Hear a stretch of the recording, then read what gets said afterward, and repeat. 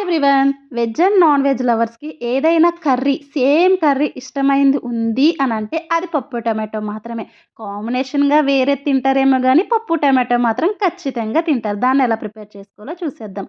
ముందుగా ఒక కప్పు కందిపప్పును నానబెట్టుకొని, ఇందులోకి ఉల్లిపాయ, టమాటో, పచ్చిమిరపకాయలు వేసుకొని, అలాగే ఒక స్పూన్ కారం, కొంచెం పసుపు, చింతపండుని నానబెట్టుకొని పక్కన పెట్టుకోండి. ఒక్క కప్పు కందిపప్పుకి 2 కప్పులు నీళ్లు, కొంచెమైతే కరివేపాకు వేసుకొని 3-4 విజిల్స్ వచ్చేంత వరకు, అంటే మనం పప్పు నానిన దాన్ని బట్టి ఉంటది. ప్రెషర్ అంతా పోయిన తర్వాత చక్కగా ఉప్పు వేసుకొని పప్పు గుత్తితో మెదిపేసుకొని కొంచెం పక్కన పెట్టుకోండి. ఇప్పుడు స్టవ్ వెలిగించుకొని మనం ముందుగా నానబెట్టుకున్న చింతపండు రసాన్ని ఇందులోకి వేసుకొని ఒక ఉడుకు ఉడకనివ్వండి.